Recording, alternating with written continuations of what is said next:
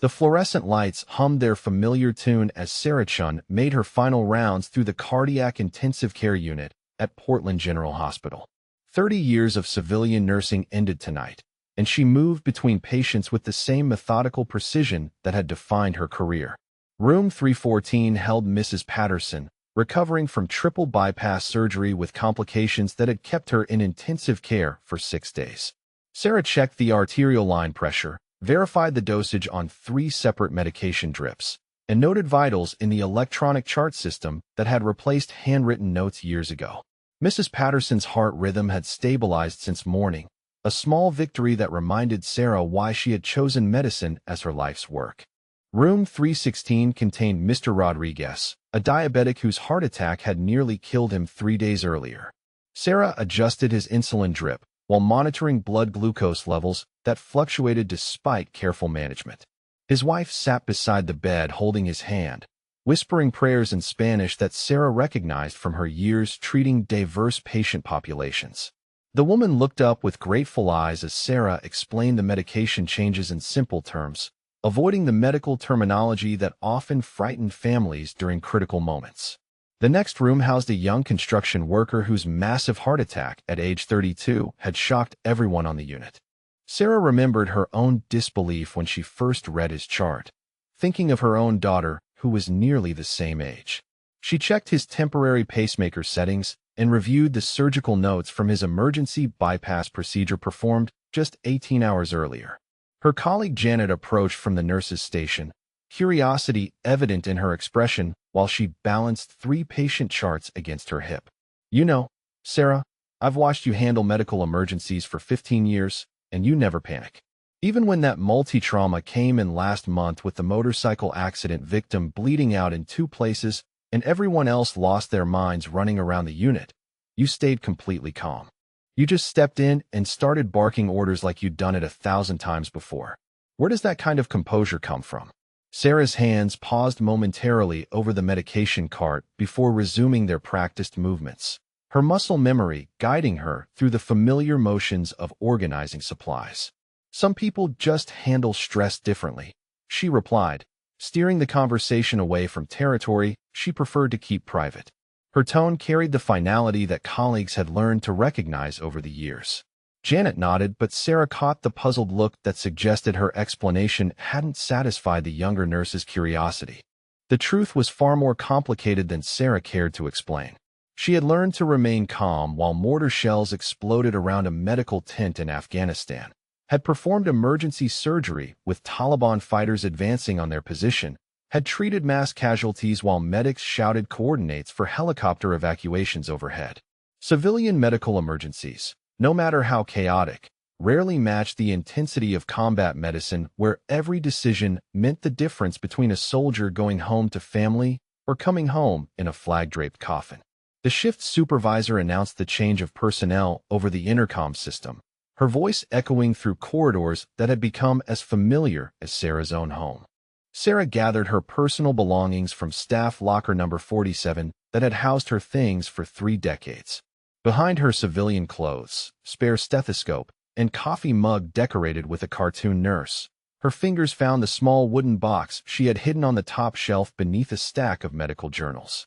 The box had been crafted by a wounded Marine she had treated in Germany, carved during his recovery from injuries sustained in an improvised explosive device attack. He had presented it to her before his medical transport back to the United States, saying every hero needed a place to keep their medals safe. Inside lay 3 military commendations she had never displayed in her civilian workplace: a Bronze Star with Combat V for heroism under enemy fire, a Purple Heart for wounds received during a mortar attack on the field hospital, and a Navy Achievement Medal with Gold Star device for exceptional service to wounded personnel. The weight of the medals felt heavier now than when they had been presented to her 15 years ago in a sterile military hospital in Germany, where she had recovered from shrapnel wounds to her left shoulder and arm.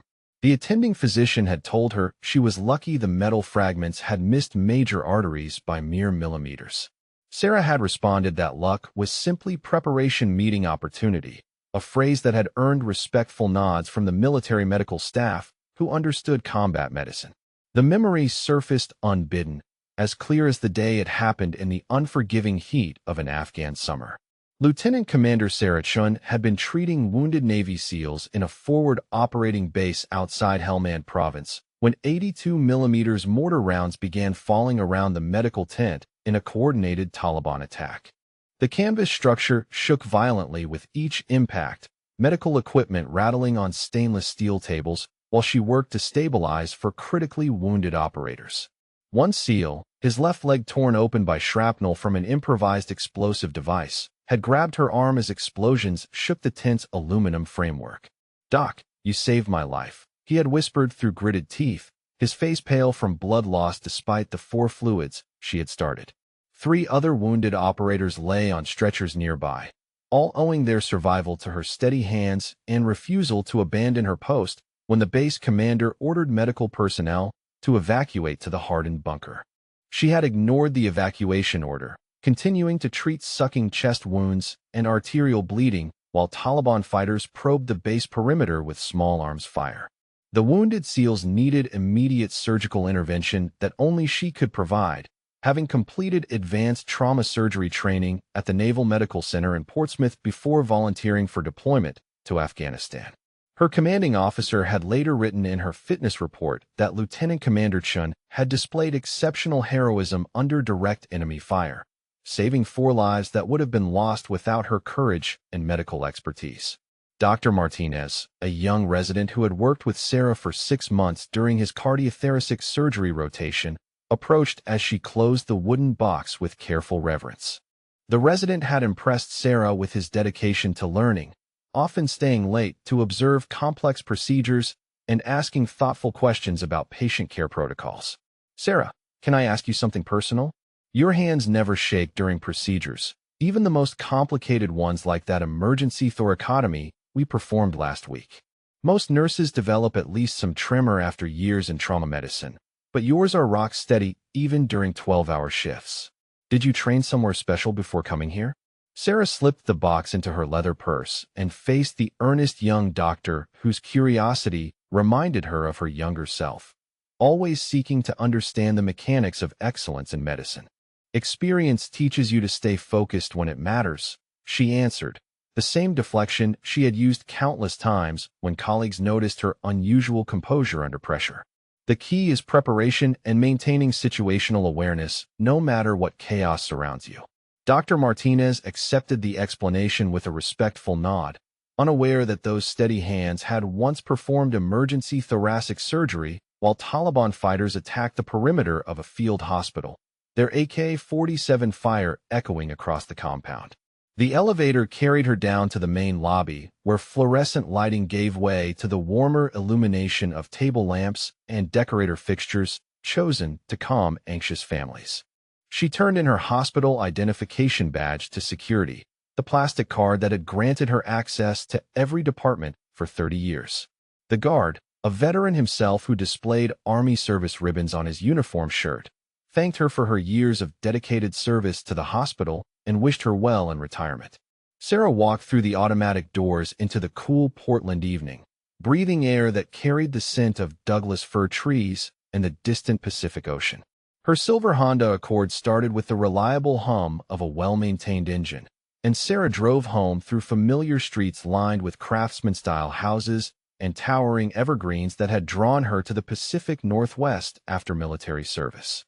The radio played Vivaldi's Four Seasons while she reflected on the strange emptiness that followed the end of a long career, a sensation similar to the decompression she had experienced when returning from deployment years earlier. 30 years of healing people, first as a Navy medical officer in combat zones across Afghanistan and Iraq, then as a civilian trauma nurse in one of Portland's busiest emergency departments, had prepared her for many challenges, but not for the profound silence that comes when purpose suddenly ends. She had dedicated her entire adult life to the service of others, beginning with her commission as an ensign fresh from the Naval Academy, and continuing through her decision to pursue civilian nursing after completing her military obligation. At home, she placed the wooden box containing her military honors on her bedroom dresser next to a framed photograph of her graduating class from Naval Medical Officer Candidate School. 37 young women and men stood in perfect formation, wearing white uniforms, their faces bright with confidence and determination to serve their country. The young woman in that picture had possessed unshakable faith in her ability to save lives under any circumstances, a conviction that had carried her through multiple deployments and countless emergency situations. That same woman had volunteered for deployment to Afghanistan's most dangerous provinces because wounded warriors needed the best medical care available, and she had known herself to be among the very best the Navy could offer. Her commanding officer had tried to dissuade her from requesting forward deployment, arguing that her skills would be better utilized at a rear-area surgical hospital. Sarah had respectfully disagreed, maintaining that Navy SEALs and Marine infantry units deserved to have highly trained medical officers accompanying them into harm's way. Sarah changed into comfortable civilian clothes and made herself a simple dinner of grilled salmon and rice pilaf while evening news played on the kitchen television. The reporter discussed military operations overseas, but Sarah turned down the volume when the story shifted to casualty reports and medical evacuations. Some memories required careful handling.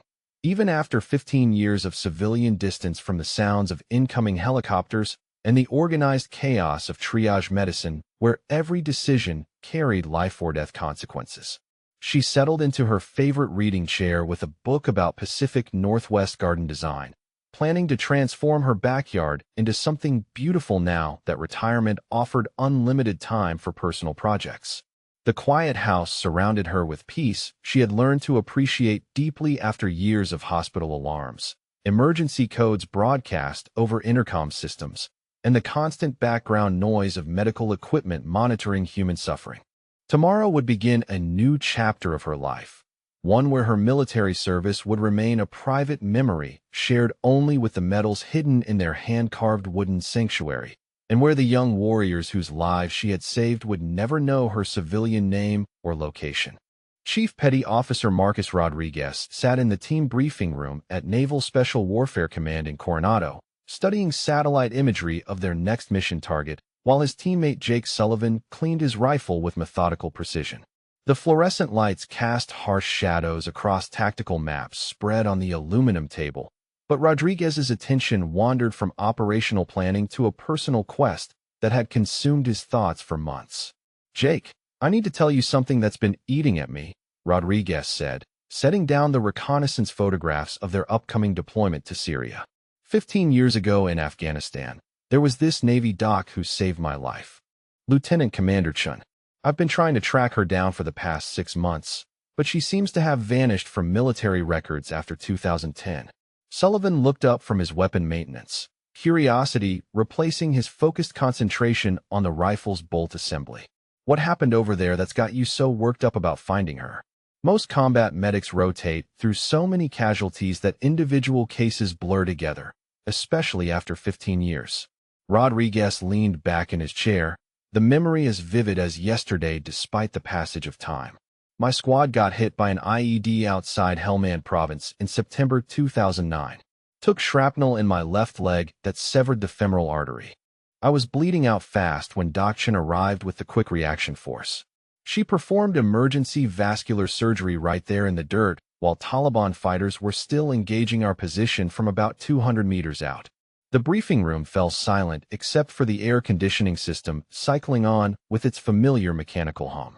Sullivan set down his cleaning rod and gave Rodriguez his full attention, recognizing the gravity in his teammate's voice. "She worked on me for almost an hour under direct fire. Refused to evacuate when the base commander ordered all medical personnel back to the secure perimeter." Rodriguez traced a scar on his thigh through his tactical pants, the raised tissue still sensitive after all these years. 3 other guys from different units were on stretchers next to me, all of them torn up pretty bad from that same IED attack. Chun moved between us like she had 4 sets of hands, starting IVs, controlling bleeding, making life-or-death decisions faster than most people choose what to eat for breakfast. She told me later that she'd been deployed for 8 months and had treated over 200 wounded personnel during her rotation. Sullivan pushed aside his rifle and pulled up a computer terminal, his fingers moving across the keyboard with practiced efficiency. "What was her full name and unit designation?" Maybe we can run her through the personnel database and see where she ended up after Afghanistan. Most medical officers either stay active duty and get promoted, or they transition out and go into civilian practice somewhere. Lieutenant Commander Sarah Chun, Rodriguez replied, watching Sullivan navigate through military personnel records that required special security clearance to access. She was attached to the 2nd Medical Battalion, but spent most of her deployment forward with combat units. Her service record should show multiple commendations because she earned them the hard way, treating casualties under fire on a regular basis. The computer screen filled with data as Sullivan's search parameters narrowed down thousands of records to a single file. Here she is, he said, scanning through pages of military assignments and performance evaluations. Looks like she transferred to the Navy Reserve in early 2010, then went completely inactive by 2012.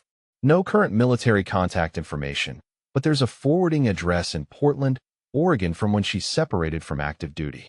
Rodriguez felt his pulse quicken as Sullivan read through more details from Chen's personnel file. According to this, she completed medical officer training at Portsmouth Naval Medical Center, deployed twice to Afghanistan, received Bronze Star with Combat V, Purple Heart, and Navy Achievement Medal with Gold Star.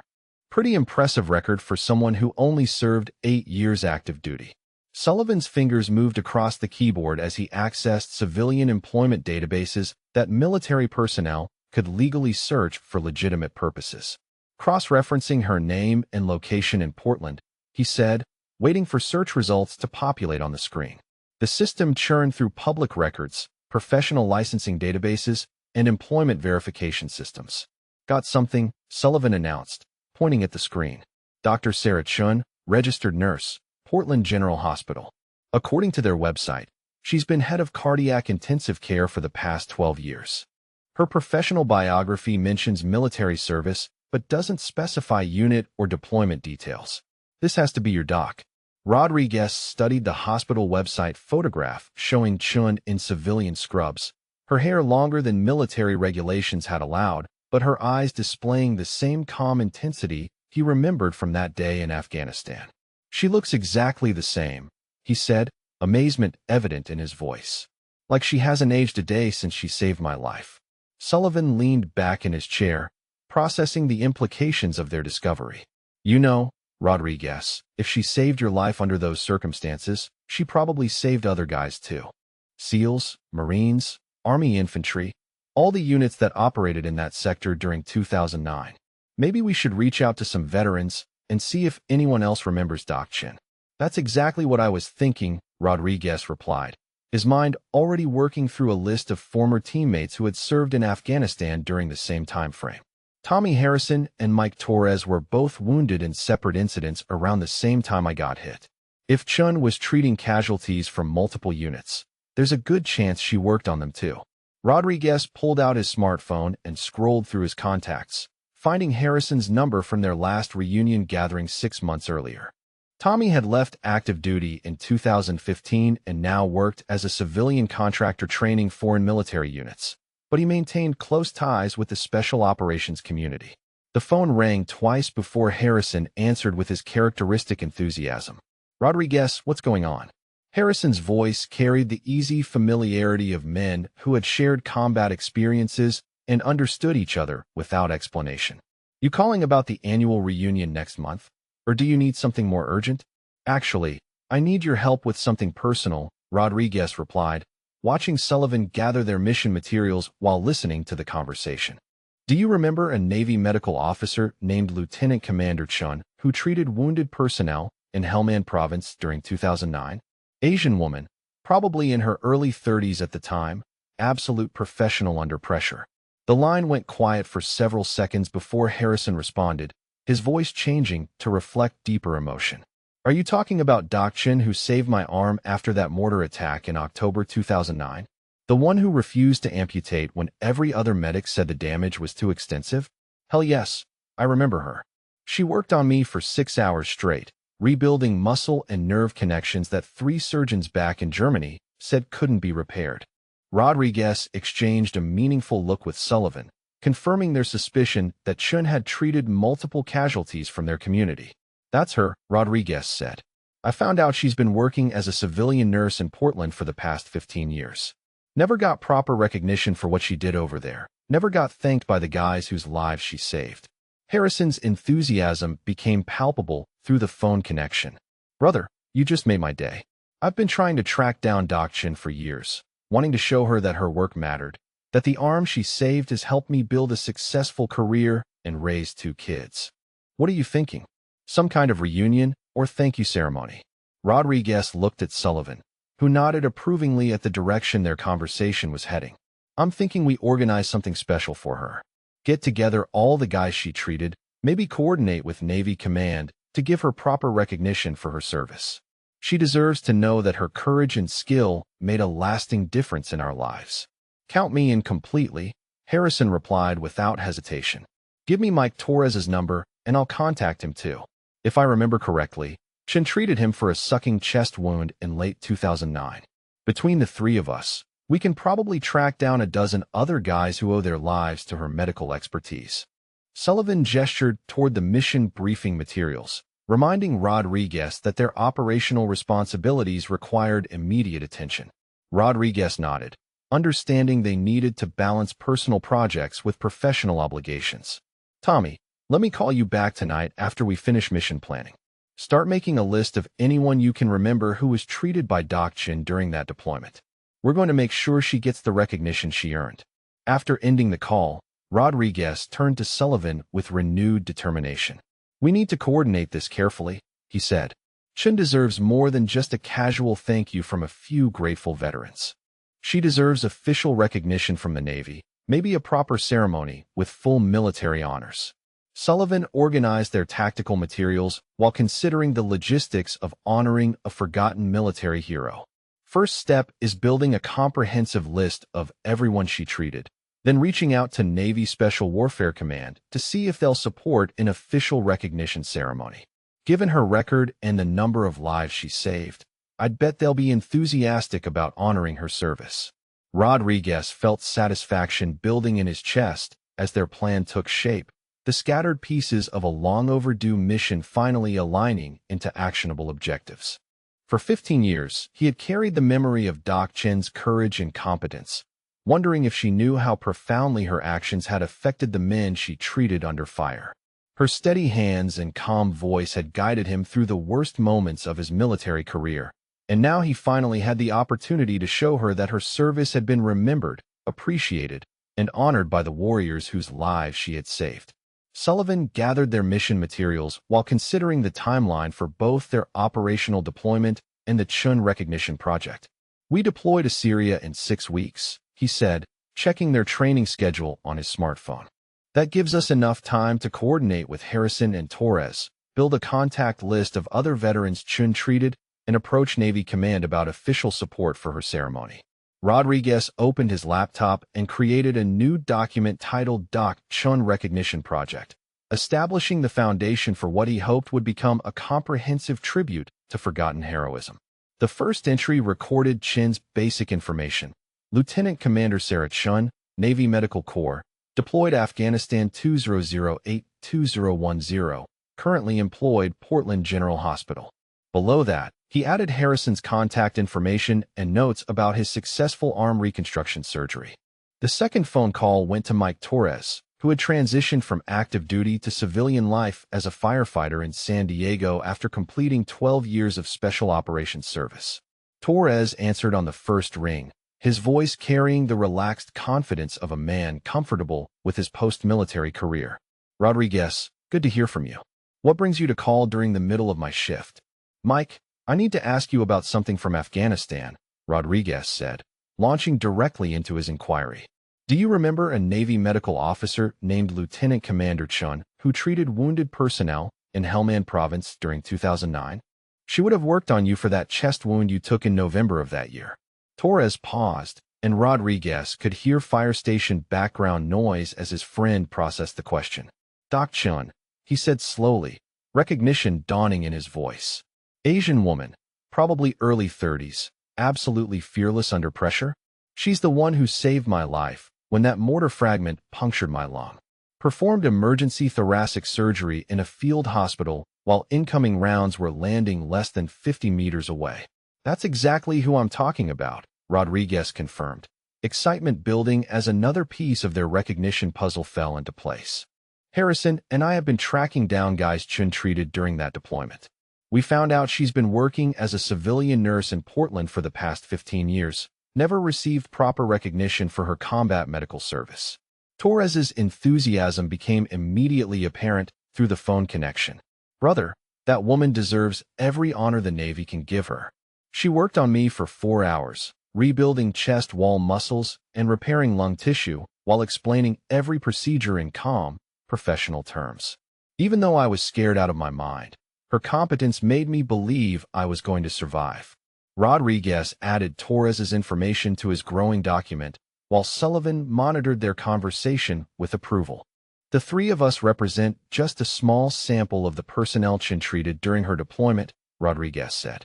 Harrison thinks she probably saved dozens of lives over 8 months of forward medical service. Count me in for whatever you're planning, Torres replied without hesitation. I've been wanting to thank her properly for years, but never knew how to track her down. What kind of recognition are you thinking? Something informal with just us veterans? Or do you want to coordinate with Navy Command for an official ceremony? Sullivan leaned toward Rodriguez's phone and spoke clearly for Torres to hear. This is Jake Sullivan, Rodriguez's teammate. We're thinking about approaching Naval Special Warfare Command to see if they'll support a full military recognition ceremony. Given Chin's record and the number of lives she saved, we believe she deserves official honors, not just personal thank you messages from grateful veterans. Torres processed this information before responding with characteristic directness. If you can get Navy support for an official ceremony, I'll take leave time to participate. Chun earned recognition 15 years ago, but better late than never. She deserves to know that her courage and medical expertise made a lasting difference in the lives of the men she treated. Rodriguez saved Torres's contact information and noted his willingness to participate in formal recognition activities.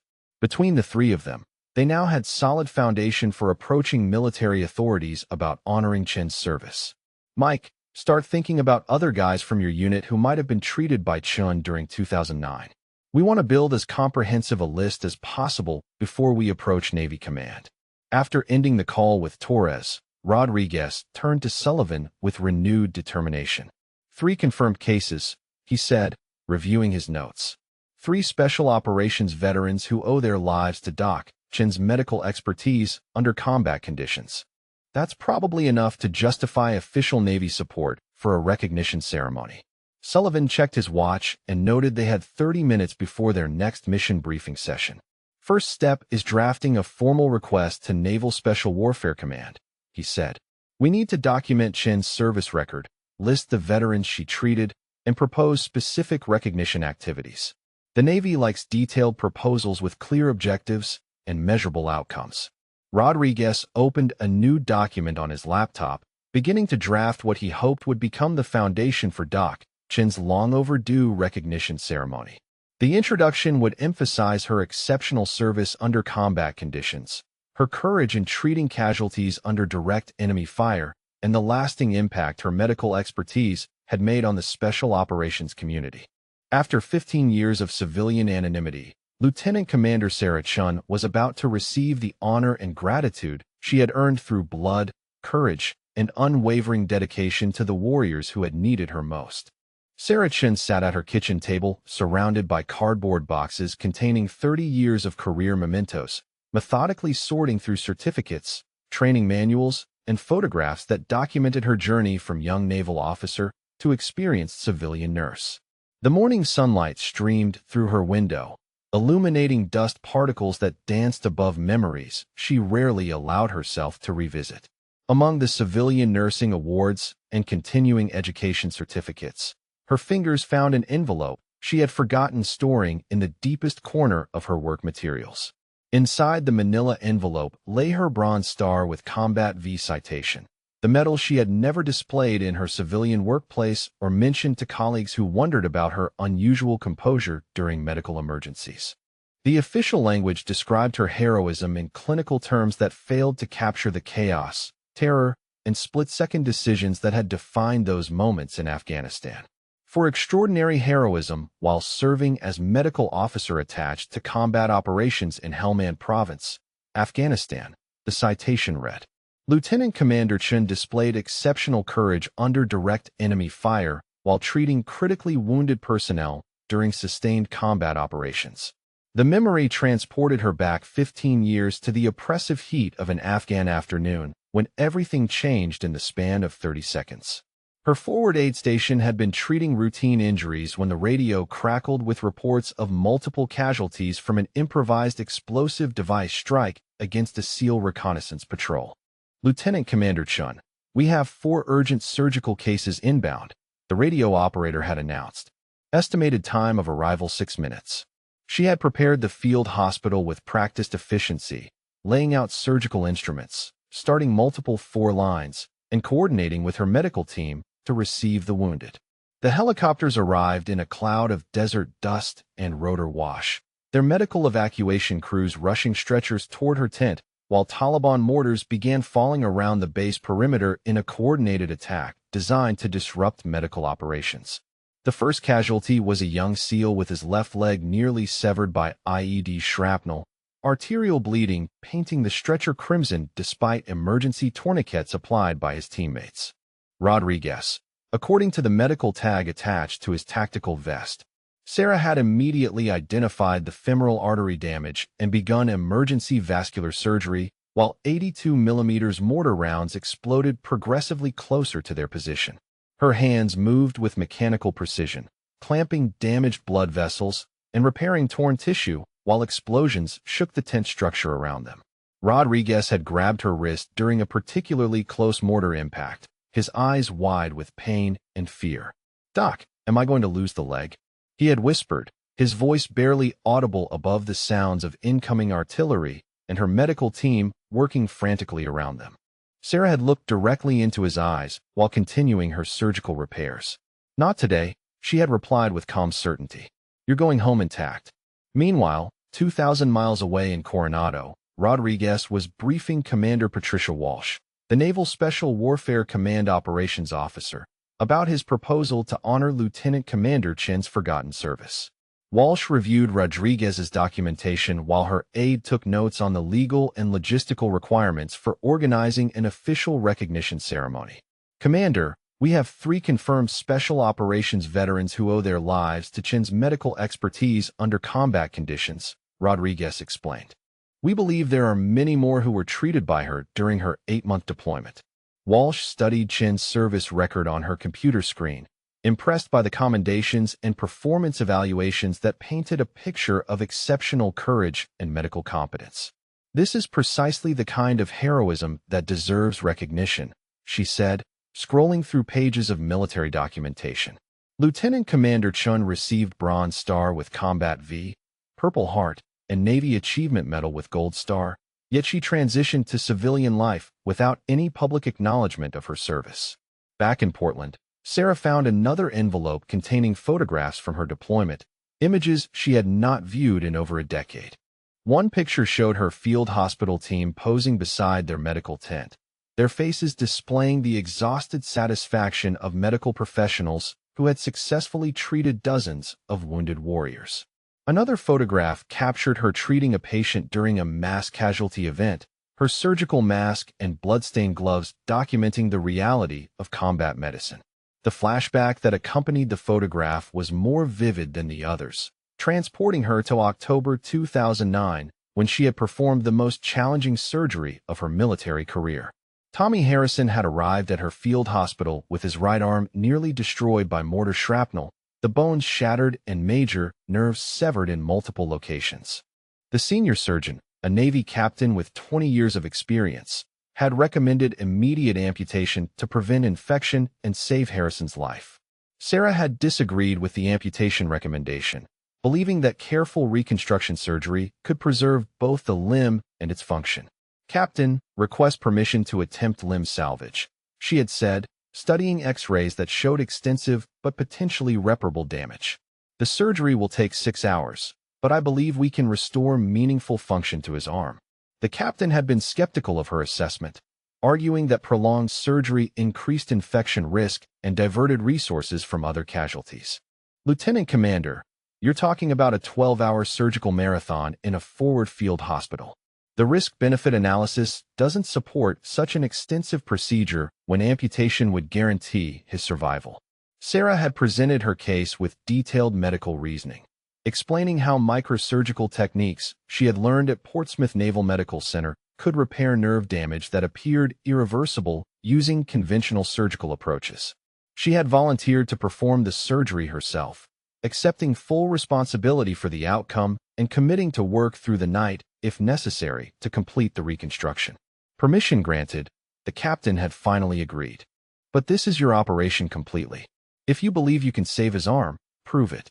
The surgery had indeed taken 6 hours, with Sarah meticulously repairing bone fragments, reconnecting severed nerves, and rebuilding muscle attachments while Harrison remained under anesthesia in her field hospital.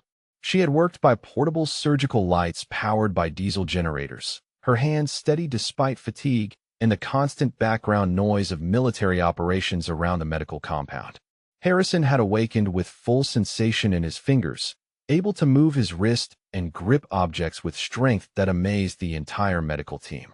Sarah had monitored his recovery for 2 weeks before his medical evacuation to Germany, ensuring that nerve function returned progressively and that infection risks remained minimal. The arm she had saved would eventually allow Harrison to complete his military service and build a successful post-military career as a civilian contractor. Rodriguez was explaining Harrison's recovery story to Commander Walsh when his phone buzzed with a text message from Torres in San Diego. Found 3 more guys from my unit who remember Doc Chin, the message read. She treated them during a firefight in November 2009. They all want to participate in recognition ceremony. Walsh looked up from Chin's service record with renewed interest. How many veterans are we talking about total?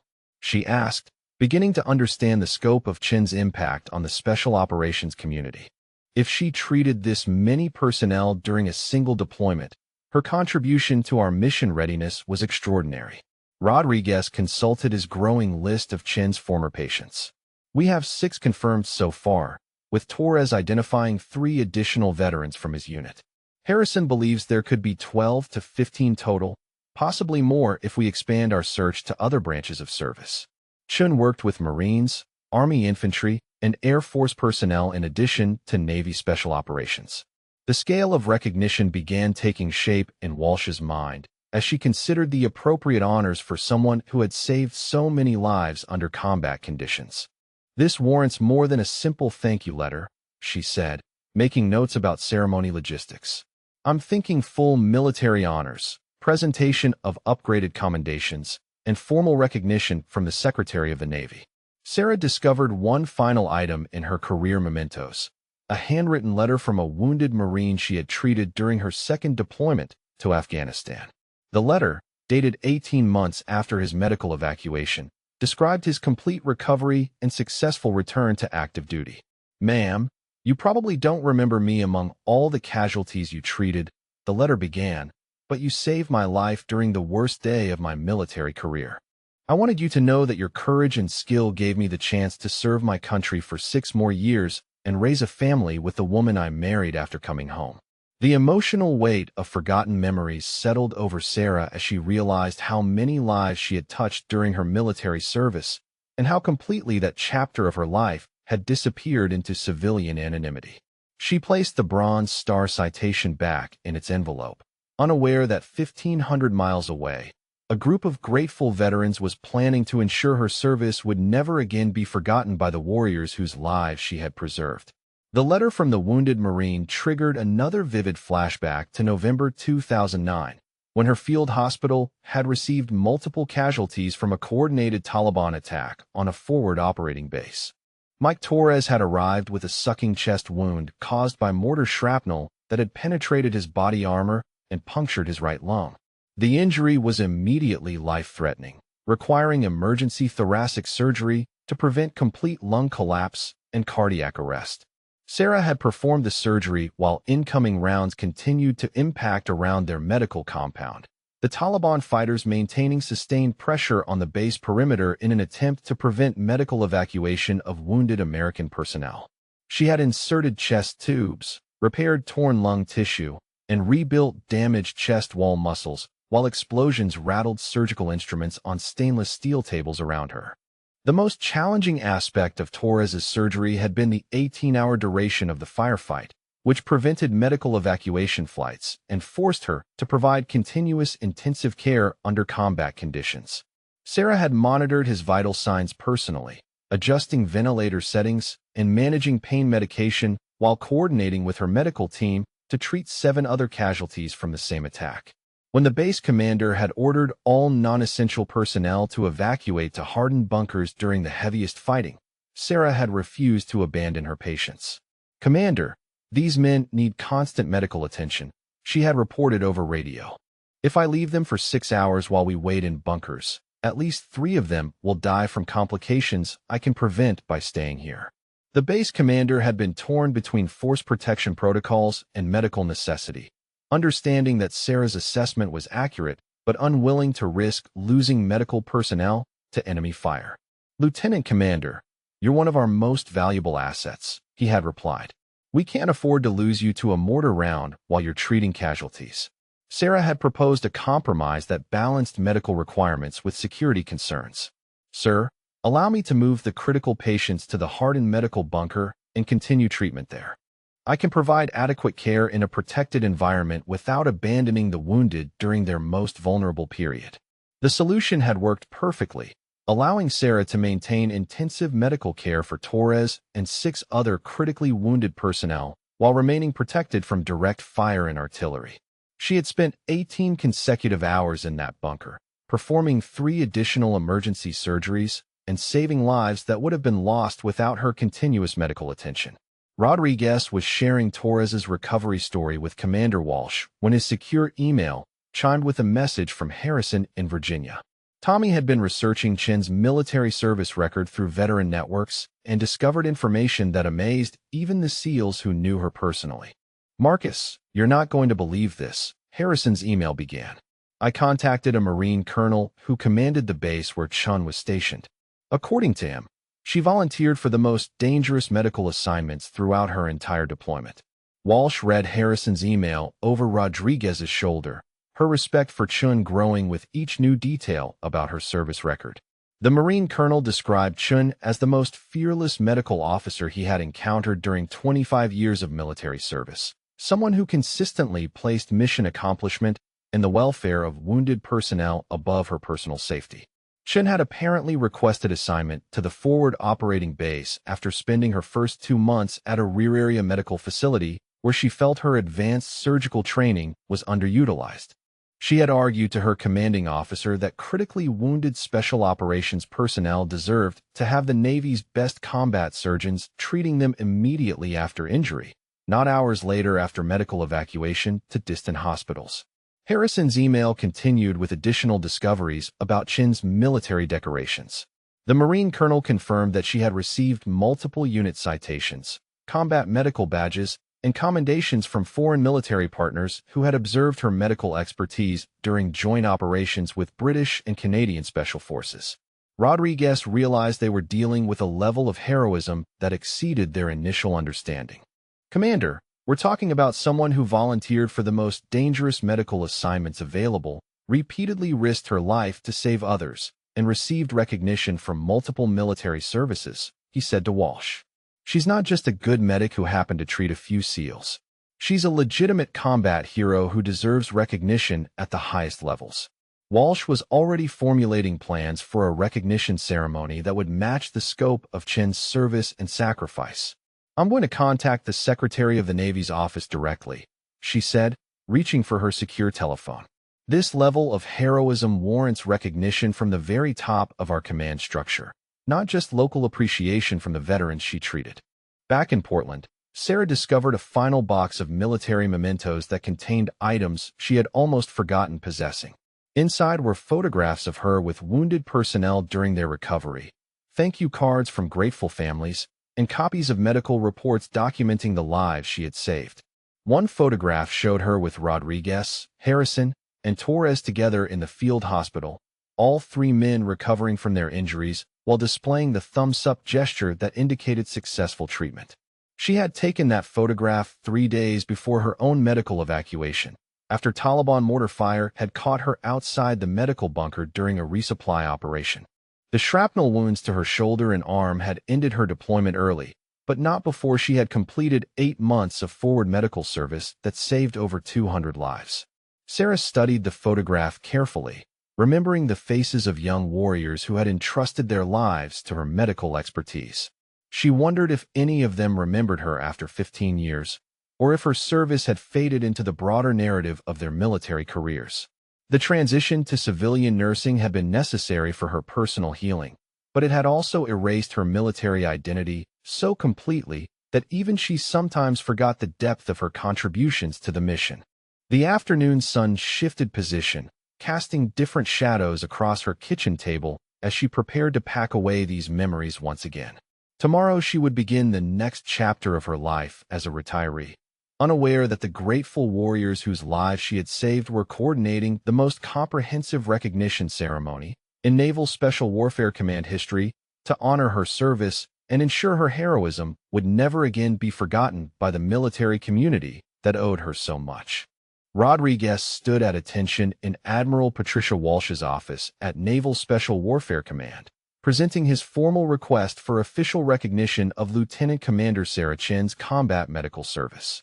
The Admiral's corner office overlooked Coronado Beach, where SEAL candidates were completing their morning physical training in the Pacific surf. Walsh reviewed Rodriguez's comprehensive documentation while her chief of staff took detailed notes about the proposed ceremony's scope and requirements. Admiral, we have documented evidence that Lieutenant Commander Chen saved the lives of at least 9 special operations personnel during her Afghanistan deployment, Rodriguez explained, referencing the thick folder of veteran testimonials he had compiled over the past week. Her courage under fire and medical expertise represent the finest traditions of Navy service, yet she received no public recognition after transitioning to civilian life. Walsh examined Chen's service record on her computer screen, cross-referencing the commendations with operational reports from Helmand Province during 2009. The documentation painted a picture of sustained heroism that impressed even the seasoned admiral. Chief Rodriguez, this level of service warrants recognition at the highest levels of Navy command, she said, making preliminary notes about ceremony logistics. I'm prepared to authorize full military honors, including honor guard, ceremonial flag presentation, and upgraded commendation from the Secretary of the Navy. The Admiral's aide entered with additional information about Chen's current civilian status.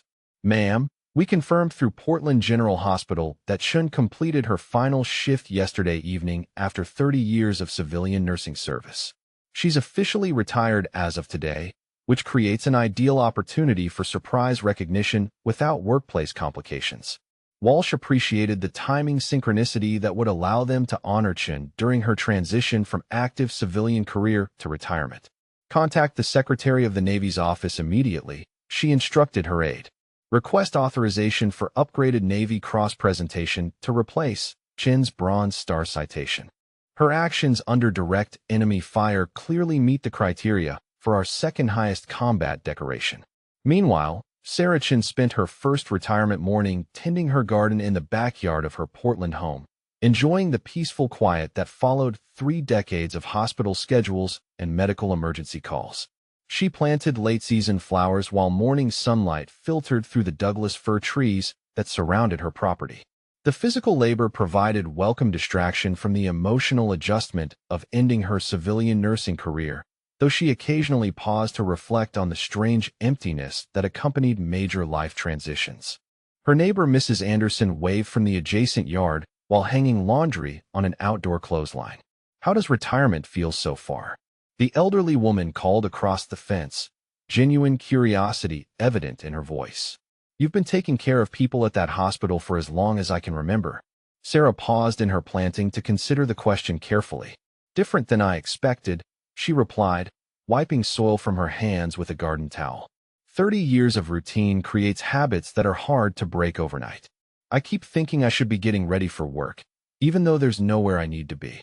Mrs. Anderson nodded with understanding born from her own retirement experience 15 years earlier. The first month is the hardest, she said. After that, you start discovering all the things you never had time to do while working. Your garden is going to be spectacular next spring with all the attention you can give it now. Rodriguez was coordinating with Harrison and Torres through a secure conference call to finalize the veteran participation list for Chin's ceremony. The three men had contacted former teammates, unit members, and other special operations personnel who had served in Afghanistan during Chin's deployment. Tommy, what's your count from the Marine units that operated in Helmand during 2009? Rodriguez asked, reviewing his expanding database of Chin's former patients. Harrison consulted his notes from conversations with Marine veterans across the country. I confirmed 8 Marines who remembered Doc Chin treating them for various injuries during 2009, he reported. 2 of them required major surgery that she performed under combat conditions. All 8 want to participate in the recognition ceremony, and 3 are willing to travel from different states to attend. Torres added his findings from contacts within the Army Special Operations community. I reached out to Rangers and Special Forces guys who operated in that sector, he said. Found 6 more who were treated by Chun during joint operations. The Army colonel I spoke with said she was legendary among Special Operations medical personnel for her willingness to work forward with combat units. Rodriguez calculated their total veteran participation at 23 confirmed attendees, representing a significant portion of the personnel Chun had treated during her deployment. Admiral Walsh is going to be impressed by these numbers, he said. 23 Special Operations veterans traveling to honor one Navy medical officer demonstrates the lasting impact of her service. The conference call was interrupted by Rodriguez's secure email notification, indicating a message from Admiral Walsh's office. The Admiral had received preliminary approval from the Secretary of the Navy for Chin's upgraded commendation and full ceremonial honors. Rodriguez read the email aloud to his teammates, who responded with satisfaction at the official recognition Chun would finally receive. Walsh was simultaneously coordinating with the commanding officer of Naval Station Bremerton to arrange ceremonial support for Chin's recognition ceremony. Captain Morrison, I need honor guard personnel, ceremonial flag detail, and bugler for a special recognition event in Portland, she explained during their secure video conference. We're honoring a retired medical officer who saved numerous special operations lives during Afghanistan deployment. Captain Morrison reviewed his available ceremonial personnel and confirmed the Navy's ability to provide full military honors for Chin's ceremony. Admiral, we can provide 8-person honor guard, flag detail, and Navy bugler for the Portland recognition event, he said. My personnel are experienced in retirement ceremonies and special recognition events. When do you need them ready? Walsh coordinated the timeline with Rodriguez's veteran organization efforts. The ceremony is planned for next Tuesday morning at Chin's residence, she replied. This is a surprise recognition, so absolute operational security is essential until we arrive at her home. Rodriguez was contacted by the Portland Veterans Affairs Medical Center director, who had learned about Chin's impending recognition through Navy administrative channels. Dr. Patricia Williams expressed enthusiasm about participating in the ceremony, explaining that Chun had volunteered at the VA hospital for over 10 years, providing medical expertise to veterans with service-connected injuries. Chief Rodriguez, Chun has been treating our veterans as a volunteer for longer than most people realize, Dr. Williams explained during their phone conversation. She specializes in working with combat veterans who have traumatic injuries, particularly amputees, and personnel with severe scarring. Her understanding of military medical trauma is exceptional. Rodriguez added this information to his growing documentation of Chin's continued service to the veteran community. Dr. Williams, would you be willing to speak at her recognition ceremony about her volunteer work with veterans? He asked. Admiral Walsh wants comprehensive recognition of her lifetime service to military personnel. Williams agreed enthusiastically to participate in Chin's ceremony, offering to bring several veteran patients who had benefited from Chin's volunteer medical work.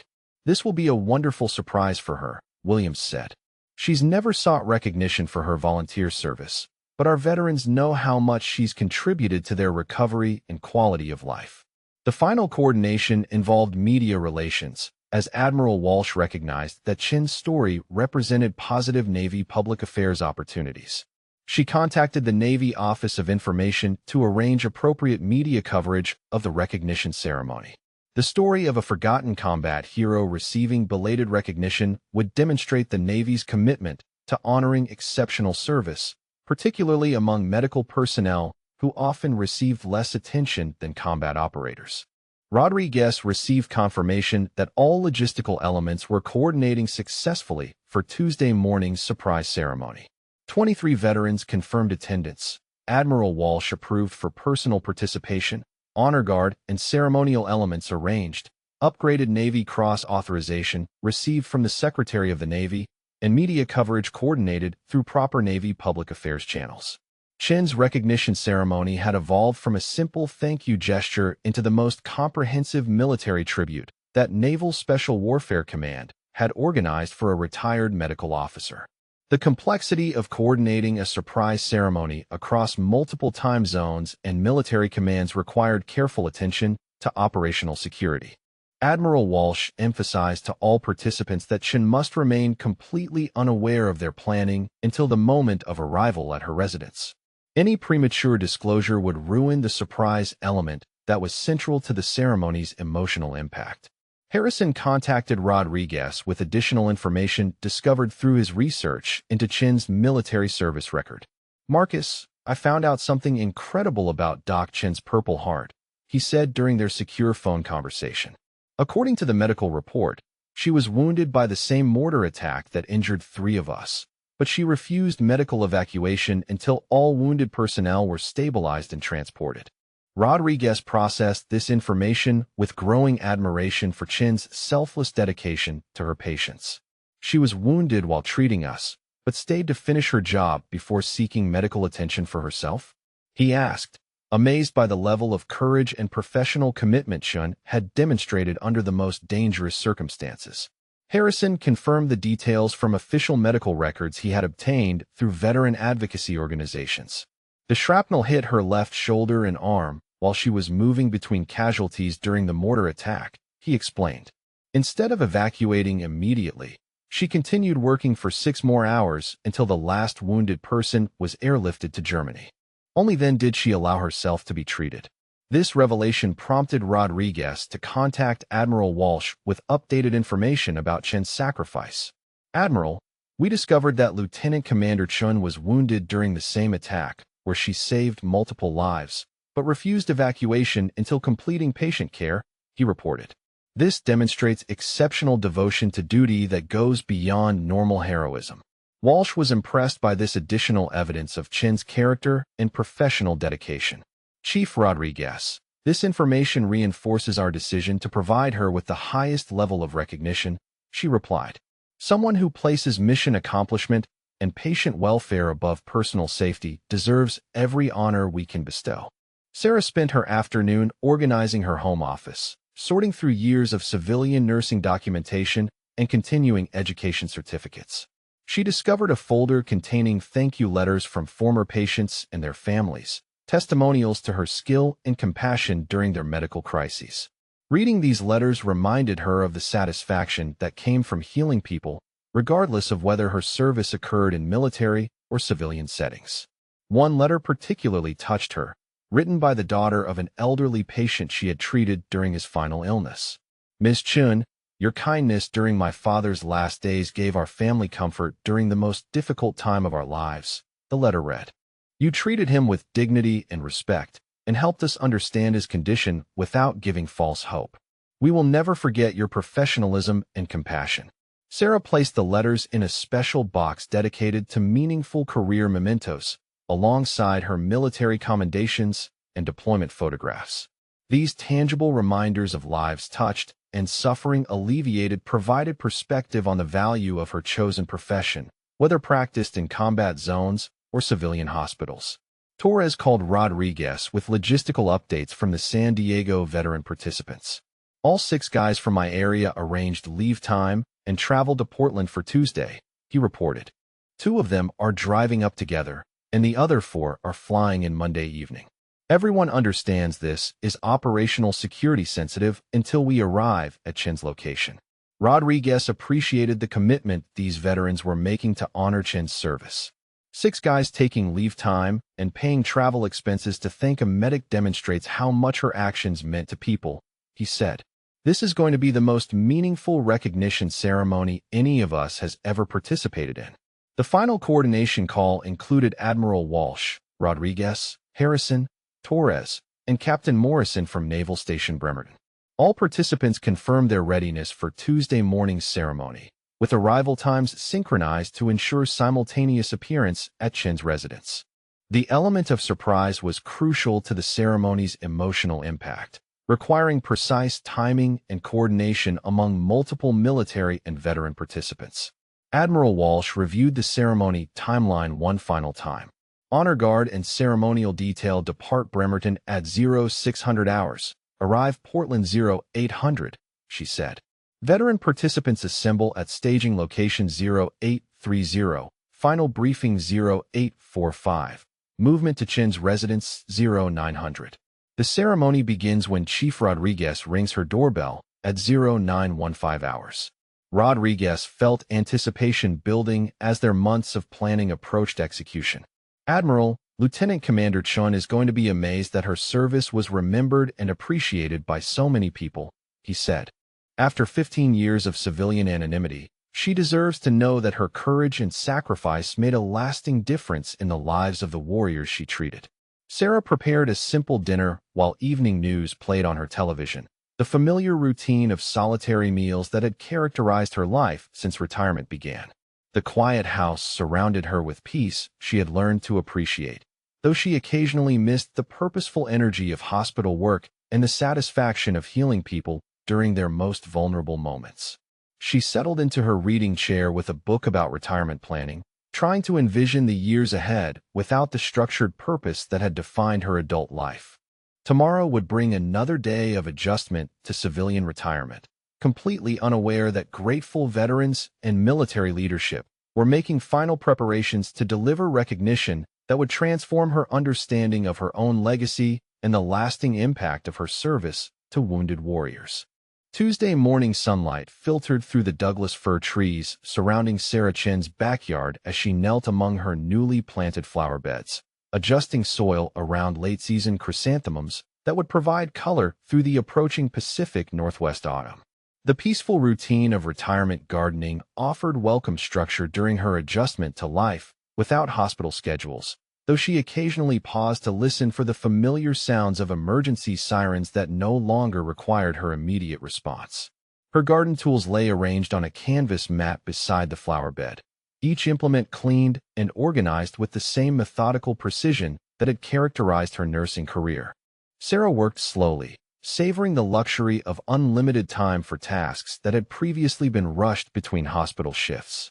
The physical labor provided therapeutic distraction from the emotional complexity of ending her civilian career, while morning bird songs replaced the constant background noise of medical equipment and overhead pages. Mrs. Anderson emerged from her house next door, carrying a coffee mug while surveying her own garden with satisfaction. "Good morning, Sarah," she called across the fence separating their properties. "How are you adjusting to having nowhere you need to be at 7:30 in the morning?" Sarah smiled while transplanting seedlings that would bloom next spring. "Better than I expected," she replied, "though I keep checking the time out of habit, thinking I should be starting morning rounds or preparing for shift change. 30 years of routine doesn't disappear overnight." The conversation was interrupted by the distant sound of vehicles approaching through their quiet residential neighborhood, engines running smoothly in coordination that suggested official purpose rather than casual traffic. Sarah glanced toward the street without particular interest, assuming the sounds represented routine activity among neighbors preparing for their Tuesday work schedules. Mrs. Anderson noticed the vehicles first, her curiosity evident as she moved closer to the fence for a better view of the street. "Sarah, there are several dark cars parking in front of your house," she said, her voice carrying puzzled interest. "They look like government vehicles, very official and formal." Sarah set down her garden trowel and brushed soil from her hands while walking toward the fence to observe the unusual activity. 3 black SUVs had positioned themselves along the street with military precision, their occupants invisible behind tinted windows that reflected morning sunlight. A fourth vehicle, a Navy sedan displaying official license plates, pulled to a stop directly in front of her walkway. The front doorbell rang with its familiar two-tone chime, prompting Sarah to remove her gardening gloves while wondering who might be visiting at such an early hour. Mrs. Anderson watched with growing fascination as Sarah walked through her house toward the front door, both women curious about the official-looking vehicles and their mysterious occupants. Sarah opened her front door to find a tall man in navy dress blue uniform standing at attention on her front porch, his bearing unmistakably military despite 15 years that had passed since their last encounter. Ribbons and badges decorated his uniform jacket, indicating extensive combat service and special operations qualifications that marked him as an elite warrior. "Ma'am, Lieutenant Commander Chun," the man said, his voice carrying formal respect mixed with deep personal emotion. "I'm Chief Petty Officer Marcus Rodriguez. Do you remember Helmand Province, Afghanistan, September 2009? Sarah's breath caught as recognition flooded through her consciousness. Memories of desert heat and mortar explosions suddenly as vivid as yesterday's hospital rounds. The young SEAL whose femoral artery she had repaired while Taliban fighters attacked their forward operating base stood before her in full military dress, his steady gaze holding the same determined intensity she remembered from their desperate moments together under fire. "Marcus," she whispered, her voice barely audible as 15 years of civilian separation collapsed into instant recognition. "You were bleeding out from IED shrapnel. Your leg was nearly severed. I remember your face when you asked if you would lose the limb." Rodriguez's professional composure wavered slightly as emotion crossed his features, the grateful expression of a man whose life had been saved through exceptional courage and medical skill. "Yes, ma'am," he replied, his voice thick with feeling. "You told me I was going home intact, and you made that promise come true." Sarah felt tears beginning as memories of that desperate day returned with overwhelming clarity. She remembered the terror in his eyes, the blood covering everything, the explosions shaking their medical tent while she worked frantically to repair damaged arteries and save his leg. The young warrior who had grabbed her wrist during surgery now stood before her as a mature professional, living proof that her courage under fire had made a lasting difference. Rodriguez stepped slightly aside and raised his right hand in a subtle signal toward the vehicles parked along the street. As if responding to a rehearsed command, 7 more men emerged simultaneously from the SUVs, each wearing navy dress blue uniform with the distinctive trident insignia that identified them as Navy SEALs. They formed a precise line along her front walkway, standing at attention with military bearing that transformed her quiet residential street into an impromptu parade ground. Sarah recognized additional faces among the assembled warriors, memories flooding back as she identified Tommy Harrison and Mike Torres among the group.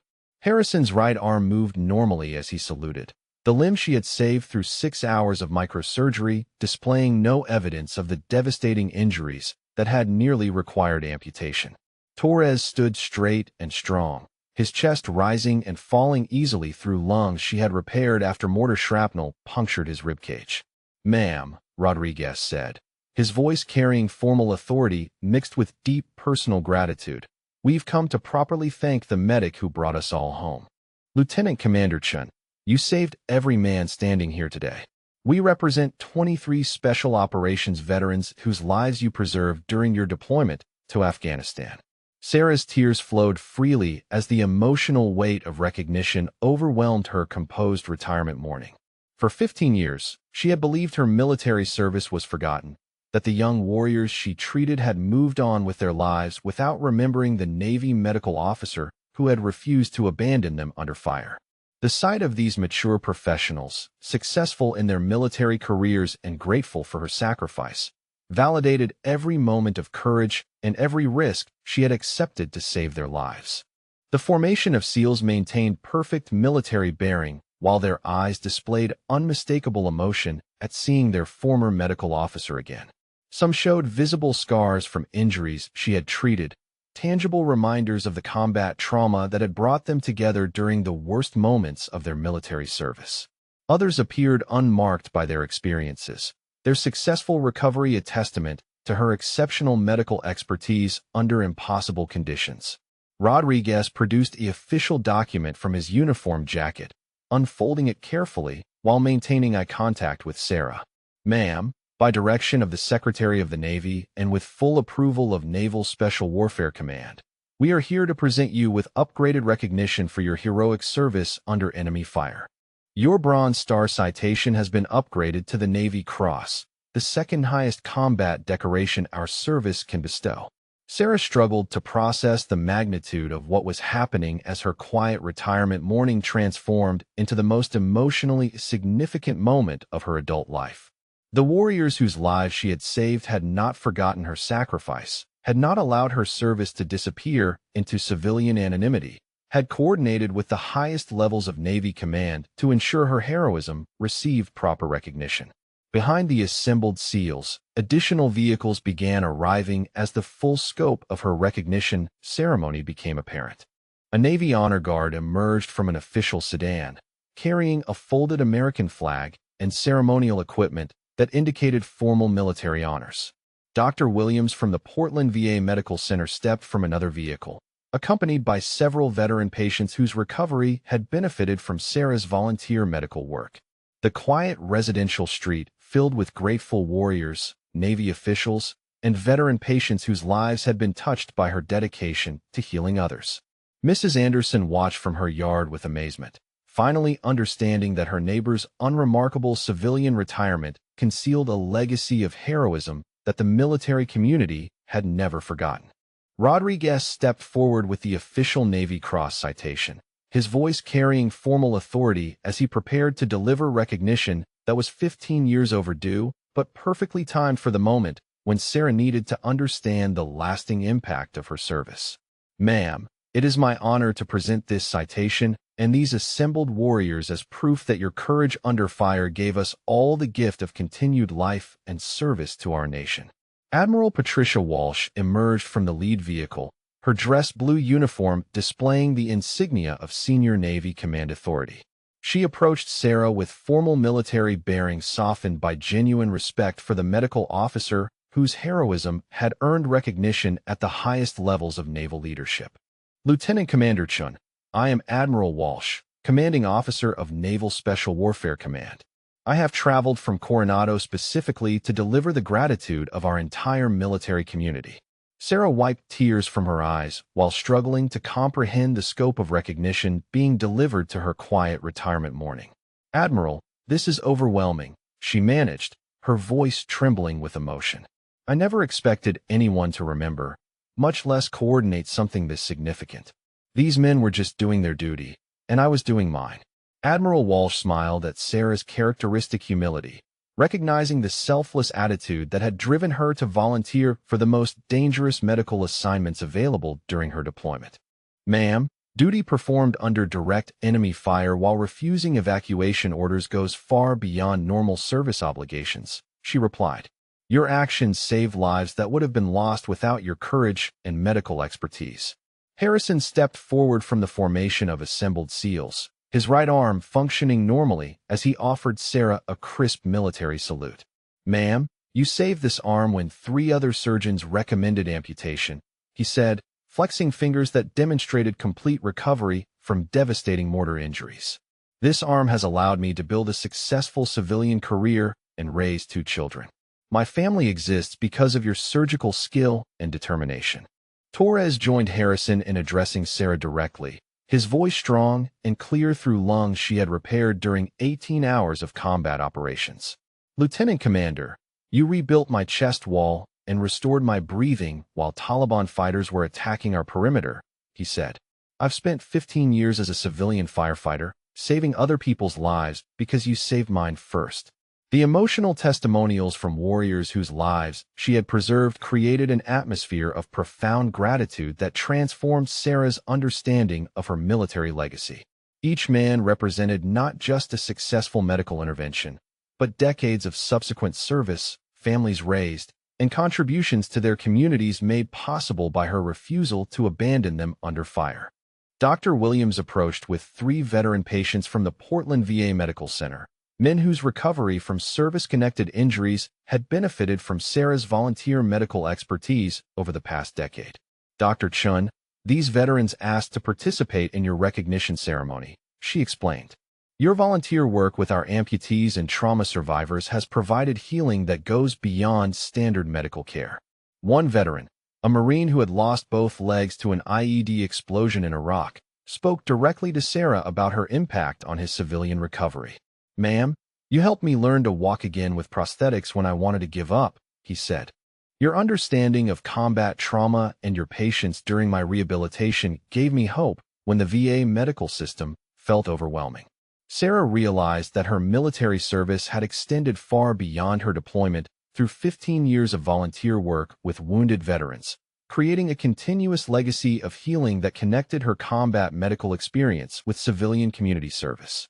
The recognition ceremony honored not just her courage under fire, but her lifetime commitment to treating the invisible wounds that followed warriors home from combat zones.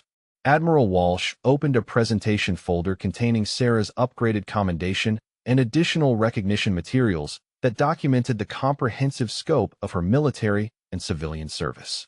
"Ma'am, in addition to your Navy Cross citation, the Secretary of the Navy has authorized special recognition for your volunteer medical work with veterans," she said. "Your service to wounded warriors never ended when you left active duty." The assembled crowd of military personnel, veterans, and neighbors created an impromptu ceremony on Sarah's front lawn that honored exceptional service while demonstrating the military community's commitment to recognizing forgotten heroes. Mrs. Anderson watched with tears in her eyes, finally understanding that her quiet neighbor had concealed a legacy of courage that deserved the highest honors their nation could bestow. Rodriguez concluded the initial recognition presentation by explaining the full ceremony that would unfold over the next hour. "Ma'am, we have coordinated honor guard presentation, formal citation reading, and individual testimonials from the 23 veterans whose lives you saved," he said. "This recognition has been planned for months to ensure your service receives the comprehensive honors you earned through blood and courage." Sarah looked across the faces of grateful warriors and appreciative veterans, understanding for the first time that her decision to serve others had created ripple effects that extended far beyond her individual actions. The young SEAL whose life she had saved 15 years earlier had grown into a leader who ensured heroism was properly recognized, while the medical expertise she had shared with wounded veterans had multiplied her impact throughout the Portland community. The transformation of her quiet retirement mourning into the most significant recognition of her lifetime created emotional closure that Sarah had not realized she needed. For 15 years, she had carried the weight of combat memories in solitude, believing her service had been forgotten by the warriors whose lives she had touched during their most vulnerable moments. The Navy Honor Guard emerged from their ceremonial vehicle with precision that transformed Sarah's residential street into a formal military parade ground, their dressed blue uniforms immaculate, and their bearing reflecting years of training in rendering honors to exceptional service members. 8 sailors moved in perfect synchronization, carrying a folded American flag, ceremonial rifle, and formal presentation materials that would elevate the recognition ceremony to the highest levels of military tradition.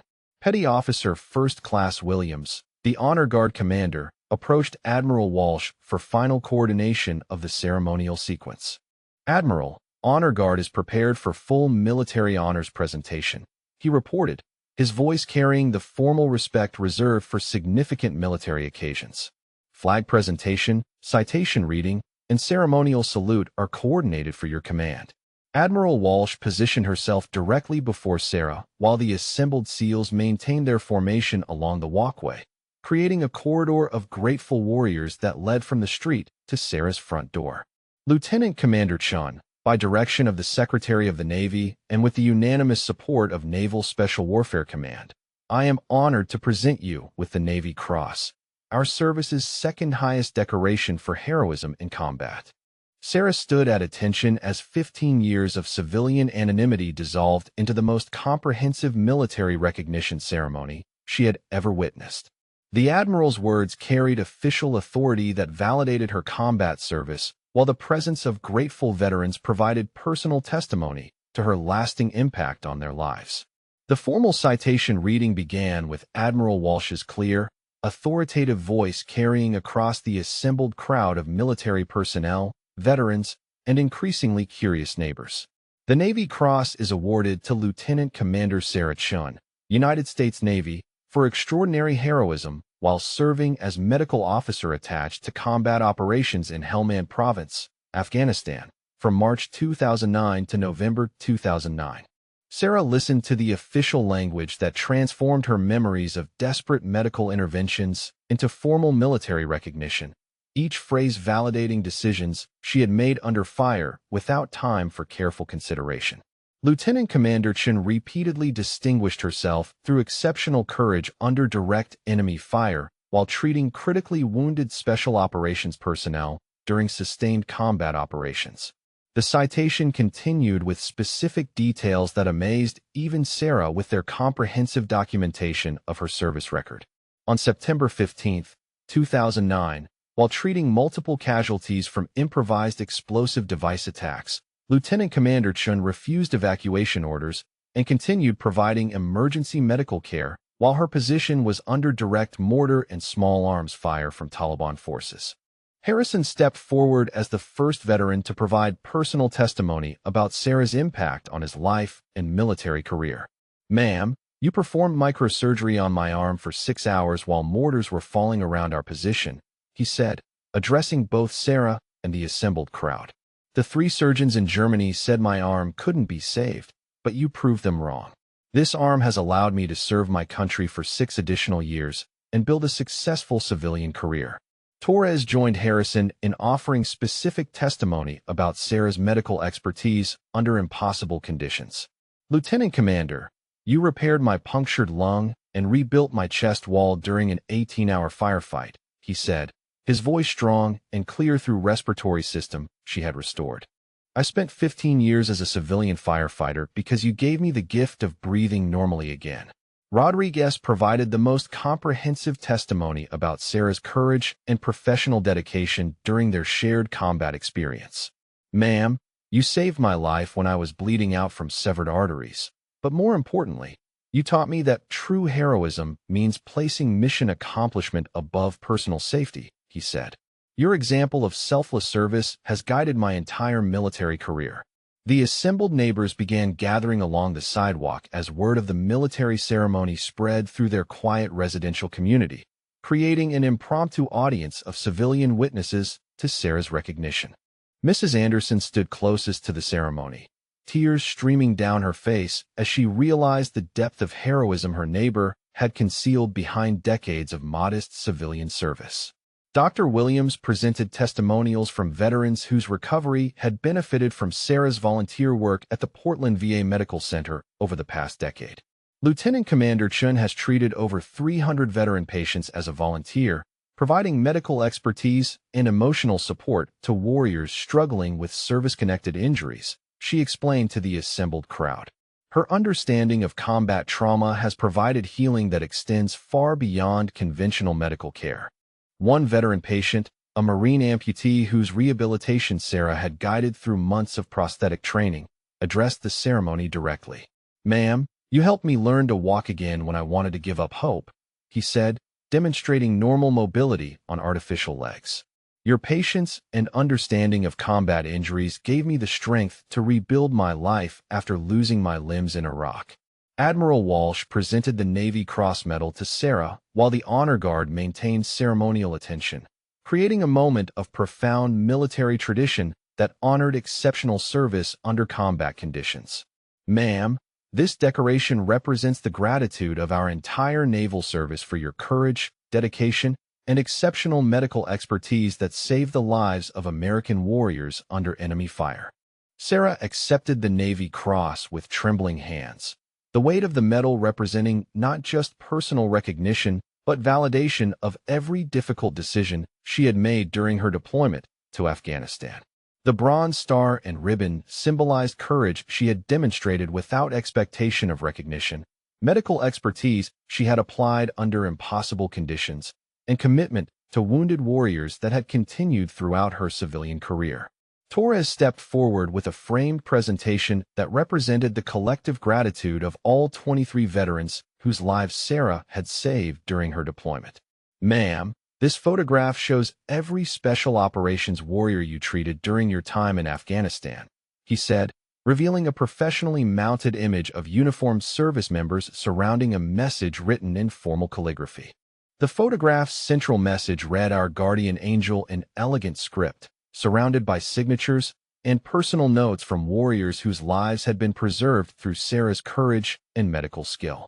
Each signature represented not just a successful medical intervention, but decades of subsequent military service, civilian careers, and families raised because of her refusal to abandon wounded personnel under fire.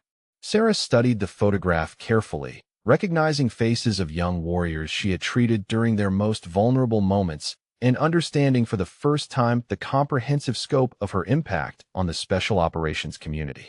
The collective gratitude of 23 veterans created emotional validation that her sacrifice had generated lasting meaning beyond her individual actions. Admiral Walsh requested that Sarah address the assembled crowd of military personnel, veterans, and civilian neighbors who had gathered to witness her recognition ceremony. "Ma'am, these people need to hear from the hero they came to honor," she said. "Your words will help them understand the meaning of selfless service and personal courage under adversity." Sarah faced the crowd with the same calm composure she had displayed during medical emergencies, her voice steady despite the emotional weight of recognition that had transformed her understanding of her military legacy. "When I deployed to Afghanistan, I believed my duty was simply to provide the best medical care possible to wounded warriors who deserved expert treatment regardless of the circumstances," she began. The crowd listened with respectful attention as Sarah continued her remarks about service, sacrifice, and the bonds forged between military personnel who shared dangerous experiences. "I never considered my actions heroic because I was surrounded by true heroes every day, young warriors who voluntarily placed themselves in harm's way to protect our nation and its values. My medical training allowed me to serve them, but their courage inspired me to do whatever was necessary to bring them home safely."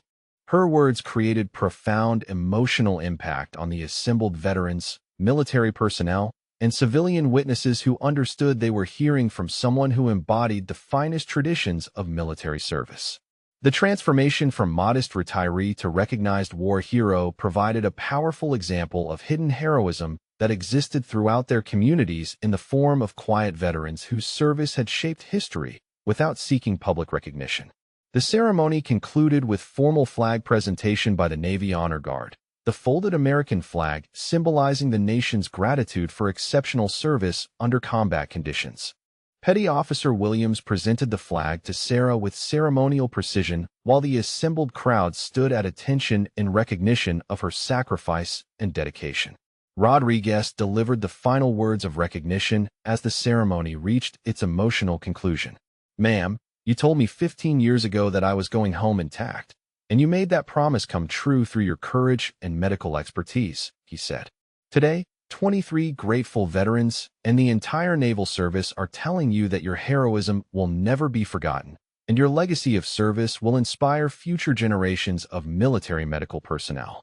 Sarah accepted the folded flag while surveying the faces of grateful warriors, supportive neighbors, and military officials whose coordinated effort had delivered recognition that validated her lifetime of service to wounded personnel.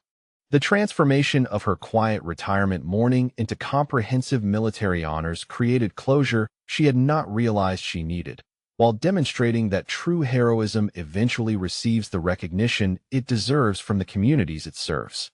The ceremony ended with final salutes from the assembled military personnel and heartfelt applause from civilian witnesses who had discovered that their modest neighbor possessed a legacy of courage and sacrifice that deserved the highest honors their nation could bestow.